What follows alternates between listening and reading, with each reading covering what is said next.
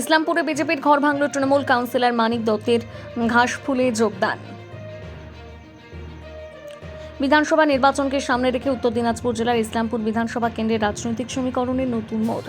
বিজেপির ঘর ভেঙে তৃণমূল কংগ্রেস যোগ দিলেন ইসলামপুর পৌরসভার 11 নম্বর ওয়ার্ডের বিজেপি কাউন্সিলর মানিক দত্ত। রবিবার ইসলামপুর তৃণমূল কংগ্রেসের দলীয় কার্যালয়ে এসে ইসলামপুর বিধানসভায় তৃণমূল প্রার্থী তথা জেলা সভাপতি কানাইয়ালাল আগরওয়ালের হাত ধরে আনুষ্ঠানিকভাবে বিজেপি ছেড়ে তৃণমূল কংগ্রেসে যোগদান করেন তিনি। তার সাথে উপস্থিত ছিলেন ওই ওয়ার্ডের দলীয় নেতৃত্ব ও কর্মী সমর্থকেরা। আজকে পুরনো ঘরে ফিরতে পেরে খুব খুশি হয়েছি। আমি এক বাক্যে বলবো, কানাডাকে ভোট দিন। ঘরে ফিরতে পেরে অনেক অনেক কষ্ট ছিল, এগুলা বলবো না, এগুলা বলতে নাই, এগুলা বলতে হয় না, কষ্ট বলবো না। আমি সহস্র মুখে আজ থেকে এই মুহূর্ত থেকে বলবো যে কানাডাকে জোড়া ফুল চিহ্নে ভোট দিন। মামারি মানুষ জিন্দাবাদ, মমতা ব্যানার্জি জিন্দাবাদ। সবাই মিলে আওয়াজ তোলো, কানাডা জিতছে, জিতবে, বাস। মানিক দত্ত আমার দীর্ঘদিনের সাথী, আজকে তৃণমূল কংগ্রেসে আবার যোগদান করেছে।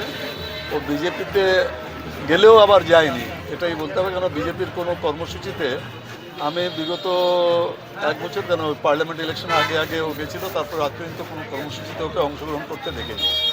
তো মানসিকভাবে আমাদের সাথেই ছিল, আজকে যোগদান করেছে। এখানে অর্পিতাও আছে, আমাদের ভাইস চেয়ারম্যানও আছে, তৃণমূল শহর সভাপতিও আছে, বাগপাল চৌধুরীও আছে, সব কাউন্সিলর আছেন। সবার উপস্থিতিতে তৃণমূল কংগ্রেসে আবার মানিক দত্ত আবার যোগদান করেছেন। আমি আমাদের শহর তৃণমূল কংগ্রেসের ভাইস প্রেসিডেন্ট হিসাবে, অন্য তো একসময় প্রেসিডেন্টই ছিল, ভাইস প্রেসিডেন্ট হিসাবে আজকে আমি নিয়ে নিচ্ছি। উনি যতটা সম্ভবভাবে প্রত্যেকটা 17টা ওয়ার্ডে প্রচার করবে। আবার নির্বাচনের পরে আমরা আবার সবাই বসে কীভাবে আর কি দায়িত্বটা মানিক দত্তকে দেওয়া যায় সেই বিষয়ে আমরা চিন্তা ভাবনা করে একটা সঠিক সিদ্ধান্তে আমরা উপনীত হওয়ার চেষ্টা করব। মানিক দত্তের ছায়াসঙ্গী বলে উদয় ভৌমিক, বিশিষ্ট ব্যবসায়ী এবং সমাজসেবী, সেই আজকে জয়েন করলো। হ্যাঁ, উদয় ভৌমিকও যোগদান করেছি। উদয় ভৌমিকের মাধ্যমেই আমি মানিক দত্তকে আজকে যোগদানের প্রক্রিয়াটা সম্পন্ন করাতে পারলাম। কেন উদয় ভৌমিকের সঙ্গে আমার কয়েকদিন আগেও এই ব্যাপারে আলোচনা হয়েছিল। উদয় বলেছিল যে ঠিক আছে দাদা, আমি মানিক দত্তের সঙ্গে আলোচনা করে আপনাকে জানাবো। সেই হিসাবে আজকে এই যোগদান পর্বটা হচ্ছে। 11 নম্বর ওয়ার্ডের কাউন্সিলর মানিক দত্ত, 11 নম্বর ওয়ার্ড থেকে কতজন জয়েন করলেন আজকে? 11 নম্বর ওয়ার্ডে তো সবাই যোগদান করেছে। মানিকের যত প্রতিনিধি আছে, মানিকের যত সমর্থক ছিল, সবাই যোগদান করেছেন। মানিকে যোগদান করা মানে সবাই যোগদান করেছেন আজকে।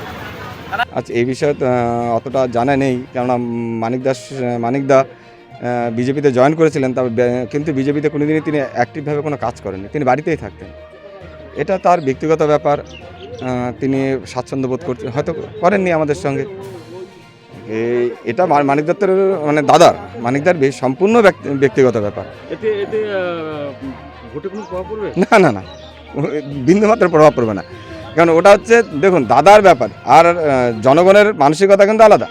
জনগণ কিন্তু বুঝতে পারবে যে কেউ কখনো বিজেপিতে, কখনো তৃণমূলে, কখনো সিপিএমে, কখনো কংগ্রেসে, আর জনগণ তার পিছনে সব জায়গায় ঘুরে বেড়াবে, সেটা তো হতে পারে না। সমস্ত মানুষের মানসিকতা এক হতে পারে না।